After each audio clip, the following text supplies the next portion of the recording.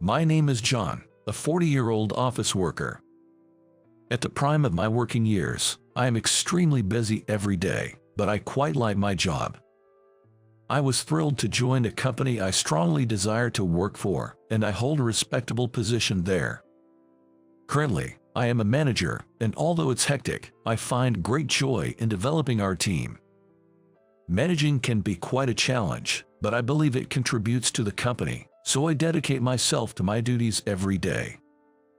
However, due to this lifestyle, my eating habits have become rather poor. For breakfast, I just drink instant coffee at home, skipping food altogether. Sometimes I drink vegetable juice I have stored, deceiving myself into thinking it's healthy. For lunch, I avoid a crowded company cafeteria and nearby diners, as they can be quite expensive. In a way, I am frugal, but some might call me stingy. Thus, I often cut back on lunch, sometimes only having 2 sandwiches. Evenings, since I'm alone, I usually buy some simple pre-made dishes. There's a 24-hour supermarket near my home, so I can stop by even after working late. The reason I'm alone at night is that I'm single. Though single, I'm actually divorced, not someone who has never been married. In the past, my wife grew tired of me and we divorced. At some point, due to my busy work life, I started feeling extremely fatigued, to the point of struggling to get up. Occasionally, I cough or feel chest pain. I suffered from asthma as a child, so I wondered if it had returned. However, there was no wheezing characteristic of asthma, nor did I feel like my airways were constricted. I thought it might be an overreaction. I really dislike hospitals and try to avoid them as much as possible. Hospitals are full of elderly people and waiting rooms are too crowded, making me feel worse just by being there. Plus, during flu season, I don't want to catch anything from others. I know I should go to an allergy or respiratory clinic, but finding a good doctor seems like such a hassle. Therefore, I was always clearing my throat, which made others worry about me. Some might even wish I wouldn't spread my illness to them. One day, there was a health check at my company, which I reluctantly attended. I've gained a bit of weight recently, so I dreaded being told to improve my diet for being overweight. Despite being frugal, I often drank alcohol with discounted burger and fries at night, so it was natural to have a belly. At my age, it's not unusual to have a bit of a beer belly. Still, I thought I was doing better than my colleague, James, in that regard. Later, I received my medical checkup results. Seeing the words "needs further examination" on the paper made me nervous. Oh no, I thought, something must be wrong with me. I'm aware that I don't lead a healthy lifestyle and that my habits are far from ideal. I thought the persistent cough and chest pain might be a recurrence of my asthma. So, I reluctantly visited a nearby respiratory clinic. It was at West Respiratory Clinic, a relatively new facility. As I waited in the reception area, I was called in for my consultation. After some questioning and a basic examination, Dr. West said something concerning. "This is a bit. Is something wrong? There's a white shadow on your chest X-ray. John, you don't smoke, right?"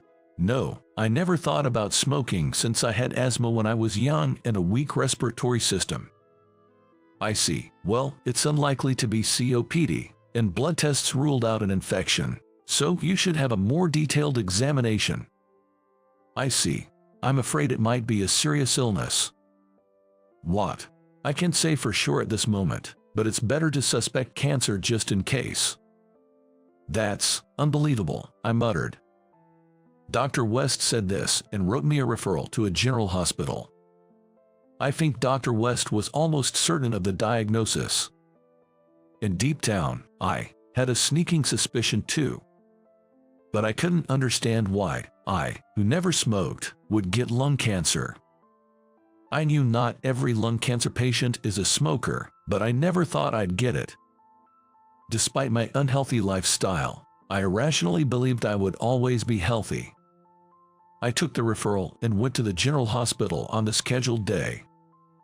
I've been here before for asthma as a child, but I hate it for its crowdedness. Hearing that billing alone can take 30 minutes, I was irritated after registering. Despite having a referral, I ended up waiting an hour and a half. This being a major city, it's understandable due to the population. The hospital's proximity to new housing areas probably contributes to the high patient turnout. Upon entering the first consultation room, I was greeted by Dr. Davis, who appeared quite young. He looked to be younger than me, probably around 35 years old. I couldn't help but worry about his youthfulness. Somehow, I had always felt more comfortable with doctors in their 40s or 50s, seasoned veterans. "Hello, I'm Tom from the respiratory department. You're John, right? Have your symptoms improved?" "No, I feel like they're getting worse." "Do you feel short of breath?" "Yes, a bit. I thought it might be asthma again." "You have a history of asthma from childhood, right? Let me listen to your chest and back." Dr. Davis listened to my chest with a stethoscope. Asthma is usually easy to detect by listening to the back. No wheezing and no retraction of the ribs. Let's do a detailed examination. Order for chest CT, MRI, and this too, please. Dr. Davis gave instructions to the nurse. I was familiar with CT scans, but I was nervous about what else they would do. I hate painful procedures, and the thought of another blood test was disappointing. Dr. Davis looked young but was gentle and calm in his approach, not the type I disliked. I always thought doctors were intimidating and arrogant, but Dr. Davis felt more like a monk. He was bald, which made me wonder if he was helping out at a family temple on his days off. I recently read a book on mental care by an author who was both a psychiatrist and a monk. Juggling two roles must be busy, but medicine and religion might intersect in some ways. After all, religious rituals like funerals often follow hospital deaths. Lost in such irrelevant thoughts, I went into the MRI machine, the loud noise almost driving me crazy. CT scans felt like being sliced, which was unpleasant. Lying there, I thought about dinner and work. Then I waited in the reception area again, but this time it was only for about 30 minutes, which felt relatively better. Being in such a busy hospital can numb your sense of time, making 30 minutes seem reasonable. When I entered the consultation room again, Dr. Davis's usually calm face seemed tense. I sat down, fearing the worst. "As Dr. West pointed out, there's a shadow in your lungs," he began. "Based on the CT, MRI, and blood tests, it's clear it's neither asthma nor COPD. This is chronic obstructive pulmonary disease, common among smokers, but you don't smoke, John." "Then, what illness do I have?" Tentatively, I asked Dr. Davis a question, and he swiveled his chair away from the monitor to face me directly. Seeing his intense gaze, I swallowed hard. "Please remain calm, but you have lung cancer," he said. "What? It's quite advanced. We need to start treatment immediately. However, this is crucial. Your lung cancer is already in its final stage, so it's important to decide how far you want to go with the treatment." "So, you mean I need to start treatment right away, or else I'm going to die?" "Well, yes, that's correct," Dr. Davis responded. "I can't believe this is happening. I never imagined I would get lung cancer. I don't even smoke. Smoking isn't the only cause. I understand it's hard, but you must not turn away from reality. Let's discuss your treatment options together." "Yes, but what should I do? I've never been told I have cancer before. It's shocking for anyone, but your cancer has already progressed significantly, so before we proceed with treatment, you need to make some personal decisions." "My own decisions? What have I been doing all my life? I haven't accomplished anything yet. I still want to climb higher in my career. This is just too much. I haven't left anything behind. What does a slight promotion mean?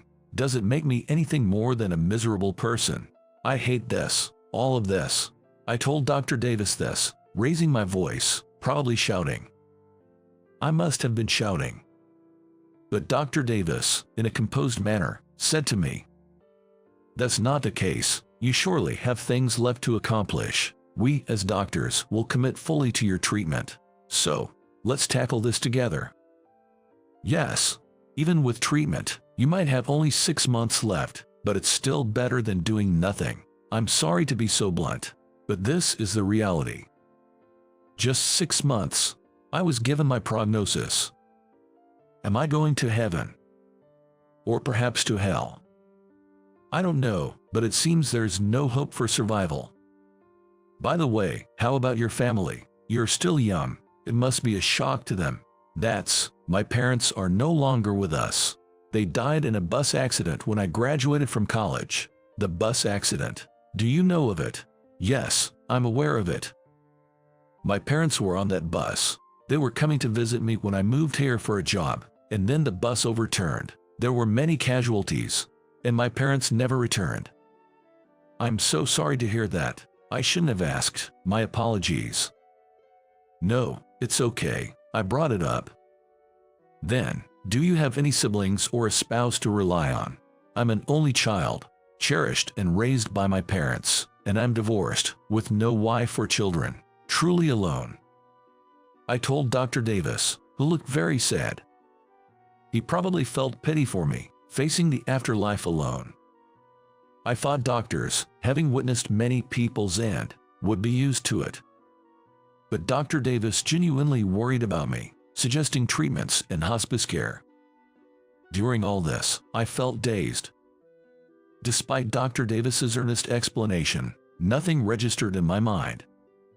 I understood he was speaking, but couldn't comprehend what he was saying. Me, with lung cancer, and in its final stages. On the way home, I let out a dry laugh. Muttering to myself, a passing high school girl said, "That's scary." A man like me, muttering alone, with a vacant look, must seem creepy and scary. But at that moment, I was too preoccupied with my future to care about anyone's comments. Work was a major part of those thoughts. My life has been devoted to work. It's not an exaggeration to say I've dedicated my life to it. Next month, a new project starts, with my subordinate Bob playing a key role. If Bob fails, it's also my responsibility as his mentor. Plus, there's a proposal due the day after tomorrow, adding to my cluttered thoughts. I was worried about what to say to my company. I don't have long to live. No matter how hard I try in treatment, I won't make it to retirement. Today, I used my company's paid leave for the first time to go to the hospital. I used to save my paid leave for more meaningful things and tried not to take it, but with recent labor laws, I had no choice. I thought of myself as a corporate slave. While the company itself is healthy with good communication, I chose this path and achieved my current position. That's exactly why I couldn't bring myself to say something like, "I have cancer, so I need to reduce my workload or please prioritize my health." It was a matter of pride as an office worker, or rather, just my silly ego. The next day, I went to the office. I informed the HR department and my direct supervisor that I had terminal lung cancer. They both looked shocked and cast pitying glances my way. Being pitied like that just made things harder for me. I wished they would treat me as usual, but I knew that was impossible. It's difficult not to feel sorry for someone who you know doesn't have much time left. After that, I continued to work as usual. But the cancer took its toll, causing pain and making it hard for me to concentrate on my work. I also suffered from side effects of the medication, frequently experiencing vomiting and diarrhea. My hair started falling out, and my once thick head of hair began to thin, revealing my scalp. At 40 years old, I used to have thicker hair than my peers and colleagues of the same age, but it gradually thinned to the point where my scalp was visible. I remember being horrified when I woke up and found clumps of hair on my pillow. So, I ended up using a lot of lint rollers. Hair was falling everywhere, and I found myself having to clean daily with adhesive lint rollers. I can't take it anymore. Why do I have to endure such hardship every day just to continue treatment? I hate radiation therapy. I'm just a burden to everyone at work, and they all pity me. What am I doing? I want to end this. There's no point in living anymore. After all, I'm going to die soon. I had lost the will to live. But when I saw Dr. Davis at my next appointment, he gave me courage. Turns out, Dr. Davis's family home was indeed a church. Although I never believed in religion, listening to him made me appreciate Christian. So, I read a beginner's book on Christian and found it surprisingly interesting. It was written by someone named Kenneth Davis, who turned out to be Dr. Davis's father. While I'm not a devout Christian, it gave me something to hold on to. It seems that when humans face their end, they seek salvation. For me, it was this introductory book on Christian, but for others, it might be God or Jesus. And maybe, when it's our time, we want to reconnect with those we've drifted apart from. Learning that the phrase treasure every encounter, for it will never recur, comes from Christian made me think, well, now that you mention it, it's the meetings that make the farewells. I have an ex-wife, and I started to wonder how she was doing. Our meeting was fate. At a mixer, I was sitting alone when Emily, my ex-wife, started talking to me. Back then, there were no cell phones, so our phone bills were astronomical, but we used to call each other every day to catch up. Nowadays, with apps like WhatsApp, you don't have to worry about call charges, and there are even budget plans for calls. We fell deeply in love and got married, but I got absorbed in my work and neglected our home, letting Emily to lose patience with me. Emily was a translator working from home. She was excellent in French but struggled with building relationships, having faced mild harassment at her previous workplace. At that time, I didn't listen to her properly. I was too busy asserting that I was the one earning more and facing hardships. Then, Emily quit her job to work from home as a freelancer, but I thought it was easy for her since she was at home. She would stay up late working, sometimes even pulling all-nighters. Yet, I arrogantly believed I was superior because I was climbing the corporate ladder. Looking back, I was a terrible person. I wanted to tell her that my life wouldn't be long now. I wanted to apologize for not cherishing her when we were married. So, I decided to call Emily. If she had changed her number, I wouldn't be able to reach her. After 6 years since our divorce, I wasn't sure, but the call went through. Hello, it's me, John. Yeah, I know. I can see your name. How are you doing? There's something I want to say. What is it? I've got cancer. My time left is short. I was given 6 months to live at the general hospital, and it's been 2 months since then. So I guess I have about 4 months left. No. Emily's voice sounded a bit strained. Even though we were divorced, we had once been husband and wife. Realizing she was shocked made me feel both a bit happy and sad. Emily, I want to apologize to you. When we were married, I never really listened to you. I thought I was the only one having a hard time, but you had it tough too, working and doing household chores. Yeah. So, I want to meet you one last time. I want to apologize to you in person. Okay, then, let's meet at a cafe on Saturday. Sure, but which cafe? The Ensemble. Ah, I know it. I can get there. See you then. And so, on the following Saturday, I decided to go to Ensemble, the designated cafe. I'm frugal, so I don't go to cafes for my own enjoyment, but I do go there to adjust time before meeting clients. Our company is quite generous with the sales team, covering such expenses. The cafe has a calm atmosphere with a retro interior, and it even has a kids menu, so sometimes there are mom gatherings. The cafe had a retro and serene interior. As I approached with nervous steps, I saw Emily through the window. When she noticed me, she came to the entrance to greet me. Thanks for coming. No, I was the one who wanted to meet. Sorry for springing this on you suddenly. It must be confusing. An ex-husband with cancer. I have terminal lung cancer, and because of the medication, my hair has fallen out. I'm wearing a wig now. I see. Haha, I guess I didn't want to look bad in front of you, my ex-wife. I dressed up. How do I look? Does it suit me? Yeah, John, you look young, and that shirt suits you. You too, Emily. You still look so young. You could pass for early 30s. Stop. I don't need flattery. There's someone I want you to meet. I thought it might be Emily's new husband. But if it was her new husband, why bring me here? It didn't make sense.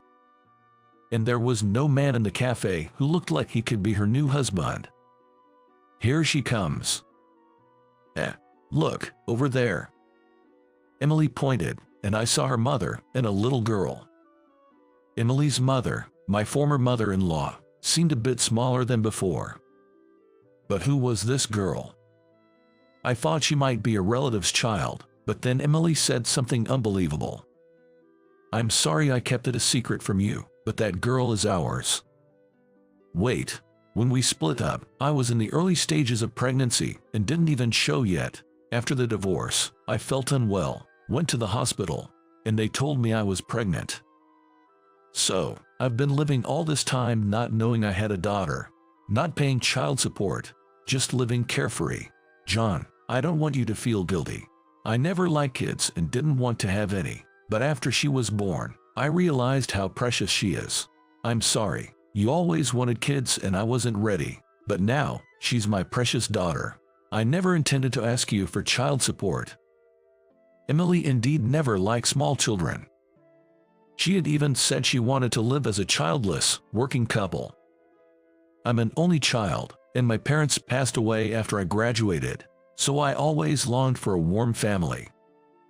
I dreamed of having a child, doing barbecues, and camping together. When I was a kid, my outdoorsy father always got excited about preparations as summer approached. On holidays, we'd all go out for outdoor adventures.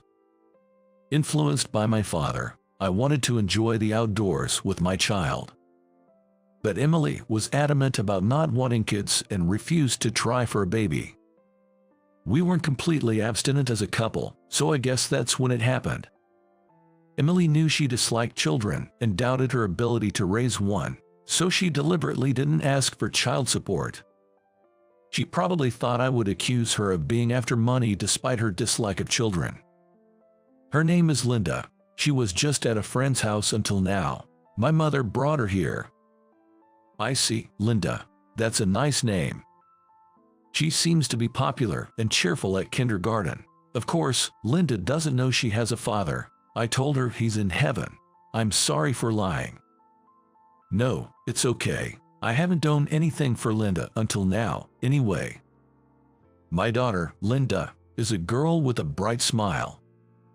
She ran to Emily, calling her Mom. Then she glanced at me. Mom, who is this man? Linda asked. This person is. Emily seemed hesitant to say anything. She couldn't tell her I was still around and not in heaven. Seeing Emily in trouble, I quickly answered. Nice to meet you, Linda, right? I'm a relative, Uncle John. Really? A relative? Huh? Have we met before, or do you live far away? Yeah, I live in a faraway city. I've been too busy with work to meet you until now, but I'm happy to meet you, Linda. Yay, I am happy to meet you too. You seem kind. I'm nice to everyone at kindergarten. I can read now, so I read picture books to them. Is that so? You can read already. That's great. Did Mom teach you? Yes, we have alphabet cards in the bathroom. I love baths. I learned it by playing quizzes with Mom in the bath. I see. You'll be fine in school then. When I go to school, I'll study hard. I saw a doctor drama recently. It was a bit difficult, but it was about doctors treating a disease called cancer. I'm going to study a lot and become a doctor after I graduate from school. Then I can cure people with cancer. That's amazing. Linda seems precocious, already watching dramas. Girls often mature early, playing with makeup and watching dramas with their parents from a young age. I remembered there was a medical drama recently. I think it was called Go For It, Doctor. Inspired by the doctor in the show, Linda wants to become a doctor in the future. I've seen bits of that drama. The protagonist, a doctor, performs complex surgeries.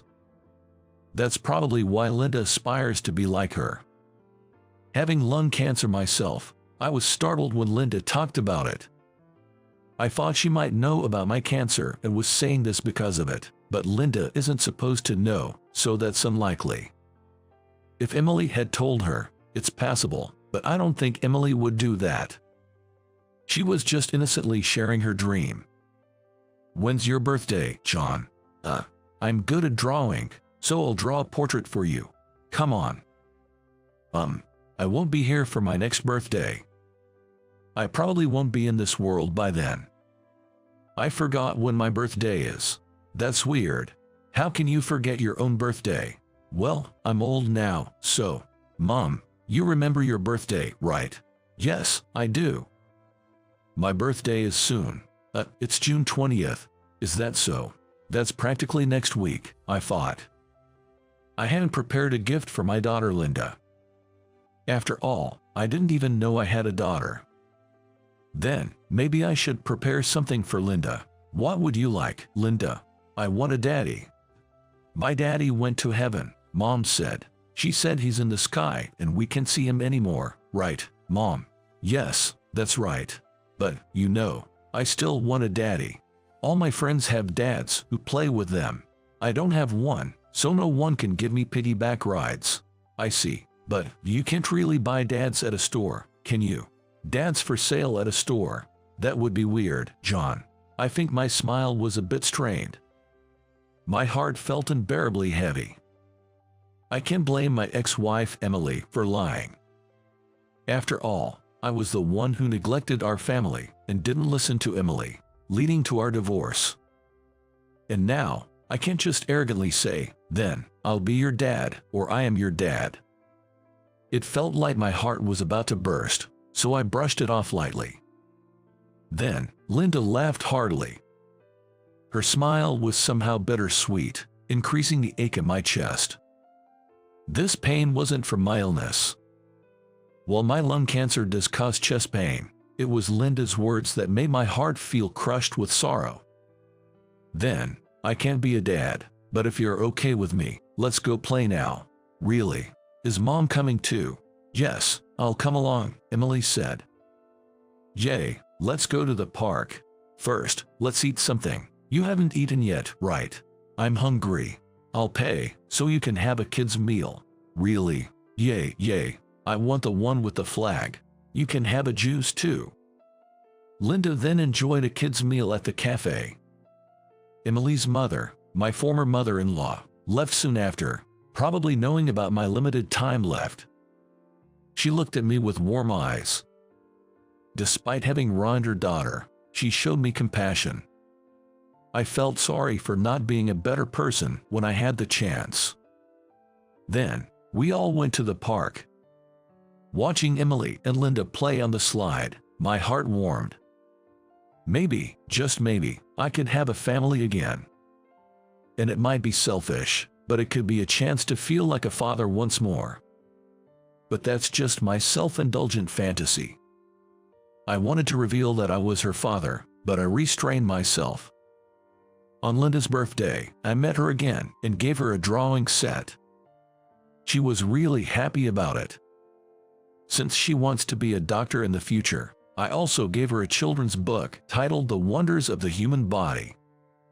I hope it will be useful to her someday.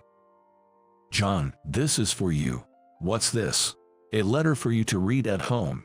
Thank you, I'll read it later. When I got home and opened the envelope, this is what was written inside. Dad, thank you. Stay healthy forever. Did I manage to do something for Linda? Even though that birthday present might be my last, I'll watch over Linda and Emily from heaven.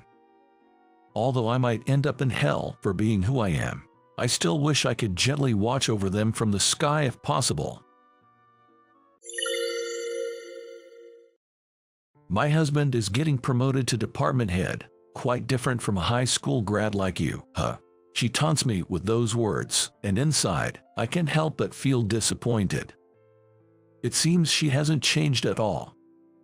It's supposed to be a celebration, but I no longer feel like congratulating the two of them. Still, I play the part, smiling and interacting with them. Department head, huh, that's quite impressive. Yes, and at such a major company, no less. The name of that major company is one I'm very familiar with. I accidentally exchange glances and a laugh with Sarah. What's that? Nothing. Did he mention anything about me? No, not really. At my question, Jenny looks puzzled. To which I respond with a bright smile. Then he's fired. What?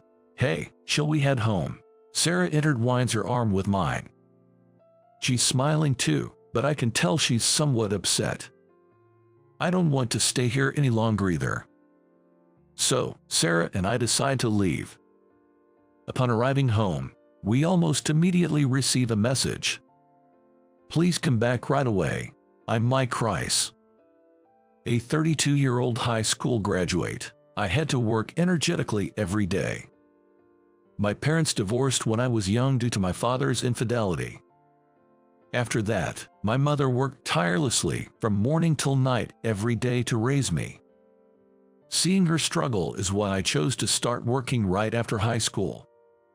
You don't have to worry about me. It's not just about that. I wanted to start working early for my own dreams, too. Though my mother looked apologetic, I never regretted my decision. Indeed, it's thanks to that decision that I met Sarah, who would become my beloved wife. Can I support your dreams too? Sarah never laughed at my dreams. Instead, she helped me achieve them.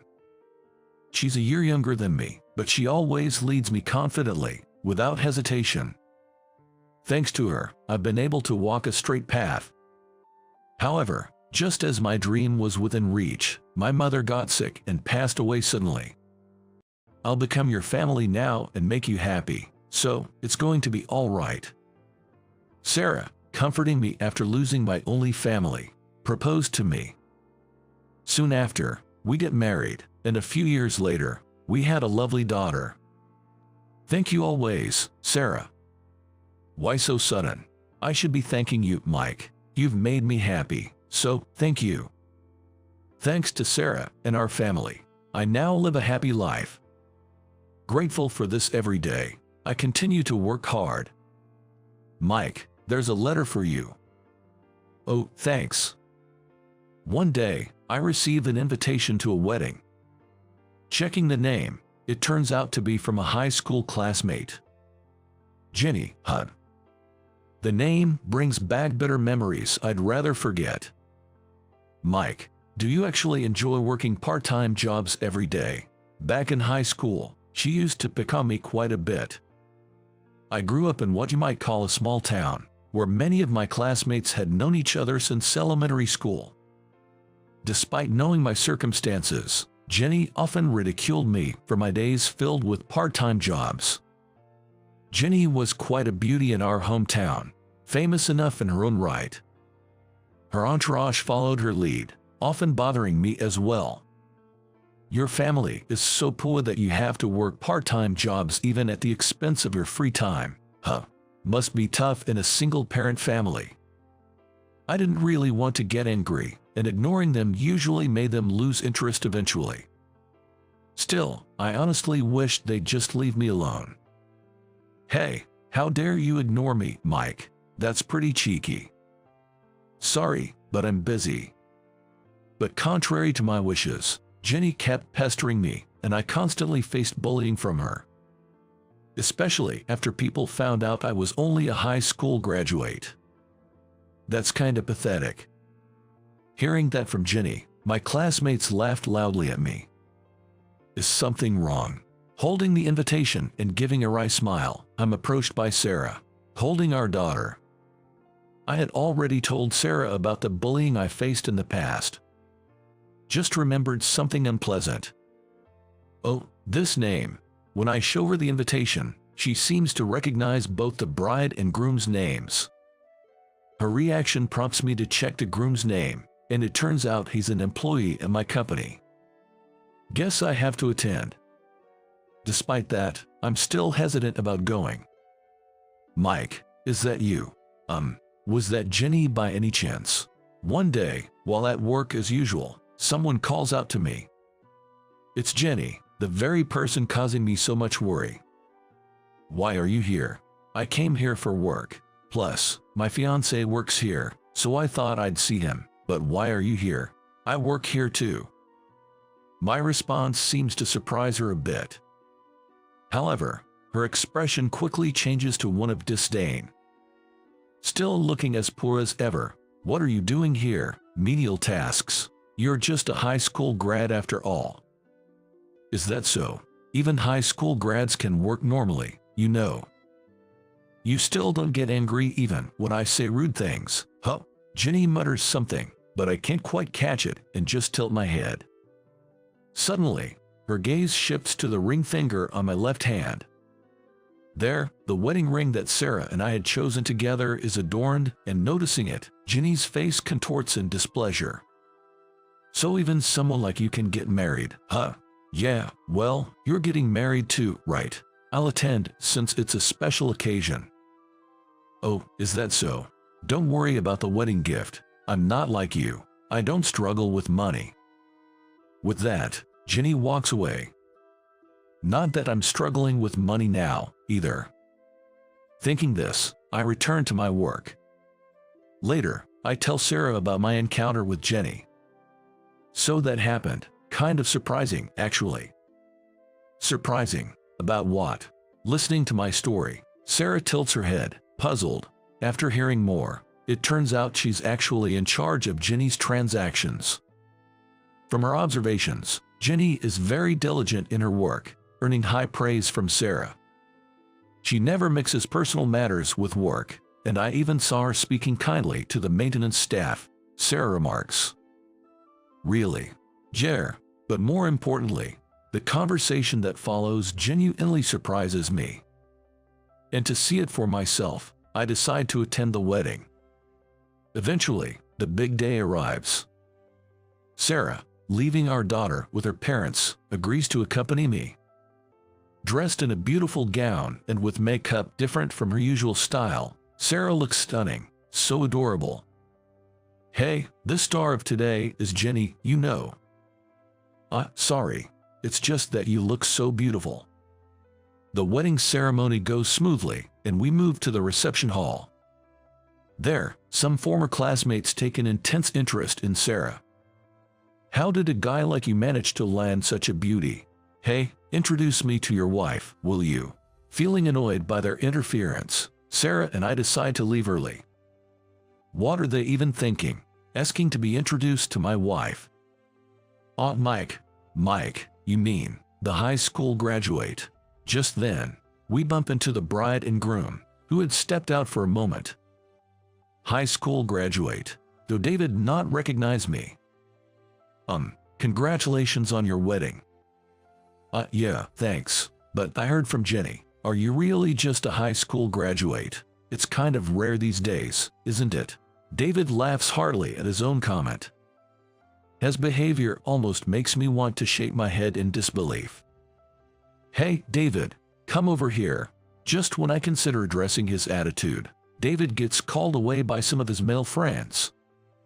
Then, Jenny looks at me with a smirk of disdain. My husband is getting promoted to department head, quite different from a high school graduate like you, huh?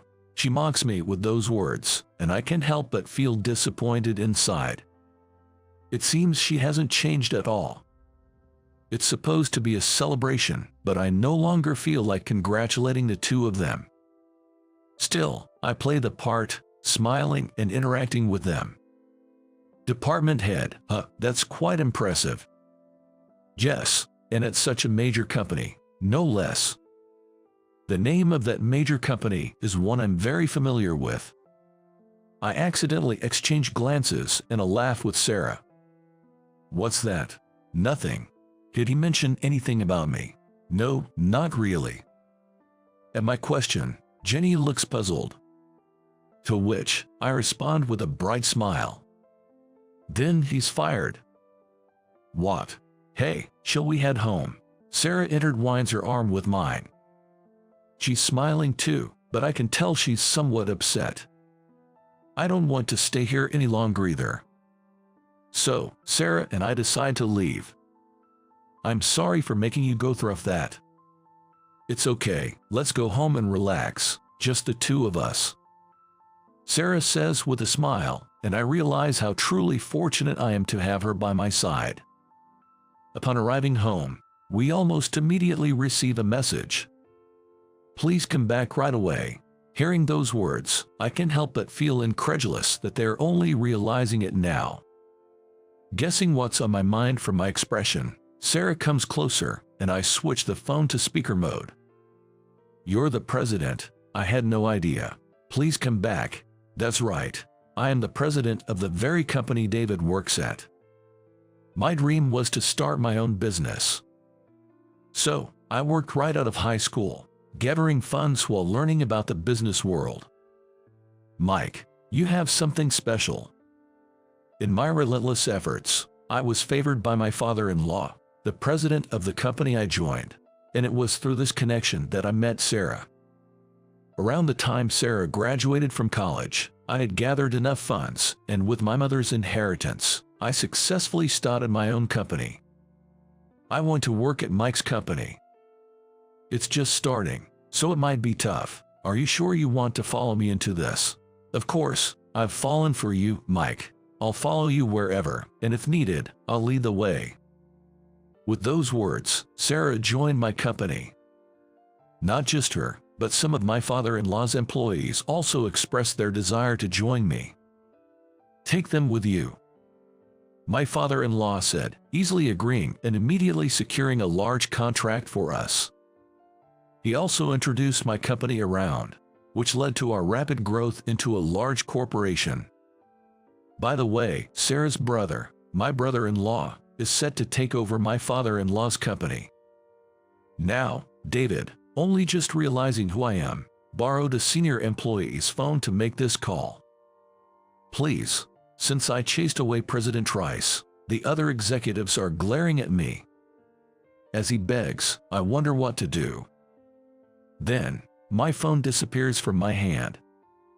Sarah, who had quietly approached, now holds the phone. You thought we didn't know. What? No way. What's this? You said you're related to the president, and now you don't know him. And what else are you hiding? It seems they've also switched to speaker mode, as I can hear Jenny's voice. I told Hen about you hitting on me. In fact, David had previously made advances towards Sarah. But at that time, Sarah was already married to me. Despite that, he persisted, thinking she could be a valuable connection as the daughter of a company president. When Sarah went on maternity leave, she managed to cut ties with him as they hadn't exchanged personal contact information. After you couldn't see me anymore, you switched to her, saying you'd quickly rise in the company because you're related to the president. David had been planning a strategic marriage. I can't believe I employed such a liar. This is my oversight. We're breaking up. What? I won't marry a liar like you. Jenny's declaration causes a commotion on the other end of the line. Then, Sarah hangs up the phone. I'll take care of the situation with Jenny. Sure, I trust you'll handle it well. Leave it to me. Sarah gives me a reassuring smile, nodding in agreement. A few days after all that happened, while I'm working at the office, Sarah asks me to come to the reception room. Ah, Jenny, you're here. I'm really sorry for everything. When I arrive at the reception room, Jenny is there. She stands up and apologizes as soon as our eyes meet. First, I'm sorry for what happened during our school days. I'm sorry for making you feel bad because of me. Okay, I accept your apology, but can I ask you something? Why did you always bother me like that? Back in school, I actually liked you, Mike. her unexpected confession takes me by surprise. According to Jenny, she was interested in me and tried to talk to me but couldn't be straightforward. Her awkwardness made it seem like she was bothering me. This led to misunderstandings and harassment from others, worsening our relationship. She had tried to stop them and clear up the misunderstanding, hoping to get along better with me, but it only resulted in more harassment. I shouldn't have bothered you when others misunderstood, and I was rude because I couldn't be honest and was conscious of others watching. I'm really sorry. Okay, I understand. And what about David? David has been absent from the company without notice since the incident. His immediate supervisor, Ethan, has been trying to contact him, but it seems he's been ignoring all attempts. The events at the wedding have spread throughout the company, making it an uncomfortable situation for him. We broke up. Jenny states clearly. She found out about Sarah and me being married before Sarah went on maternity leave. Jenny didn't know I was the president, but she had mixed feelings about me being married. That's when David approached her. He started rumors about them dating, and she got caught up in it, leading to their relationship. It continued half-heartedly until her parents and relatives pressured her to get married soon. I didn't want to marry with such unresolved feelings. Her parents told her not to let go of David, the soon-to-be department head, and to hurry up and show them grandchildren, as there would be no worries with a successful man. The reunion with me stirred up those unresolved feelings, leading to her lashing out. I really am sorry for the trouble I caused. Jenny apologized deeply. I accept her apology, understanding her situation. By the way, it seems she has completely gotten over her feelings for me. Seeing Jenny's relieved expression, both Sarah and I exchanged smiles, feeling reassured. Following the incident, David is, of course, dismissed from the company. He was claiming to be related to me and acting arrogantly because of it. It seems most employees didn't take him seriously and just brushed it off, but a few believed him. Sarah, realizing he had been spreading lies, had some employees gather evidence under her direction. I didn't notice at all. I need to reflect on that. You've been busy with new contracts and business expansions recently, but it's good to reflect. Let's pay more attention to the employees too. Yes, that's right. With the evidence and his recent unauthorized absences, we were able to fire David without issue. After hearing about this incident from Sarah, I sought help from my angry father-in-law to deal with David. I relied on my father-in-law's extensive network of connections. David was sent to a remote location to do physical work. Meanwhile, Jenny resigned from her job. It seems she was deceived by David too, but it became too uncomfortable for her. Plus, her parents disowned her. Her parents cut ties with her over the incident, saying she was a disgrace for not providing grandchildren and breaking off the engagement. Jenny, who lived with her parents, was kicked out of her home and is now staying in a business hotel. They called me a disgrace for not showing them grandchildren and breaking off the engagement on my own.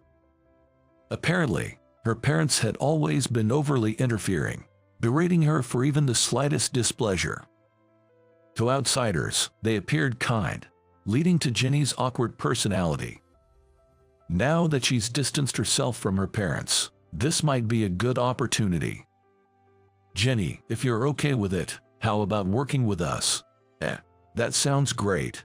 I've always wanted a right-hand person. You would be perfect since you're so capable and can start contributing immediately. Plus, if you join our company, you can move into the company housing. Sarah agrees with my proposal. Jenny looks at us, seemingly bewildered. I need your help. Yes, thank you very much.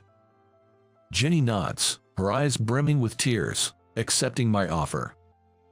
Then, Jenny joined our company. She's really outstanding. She quickly became my right hand and has been a great help. Jenny quickly demonstrated her abilities, significantly boosting our performance. And Sarah's workload has been reduced significantly. Hiring her was definitely the right decision. Truly, it was a good call. Sarah nods, stroking her belly in agreement.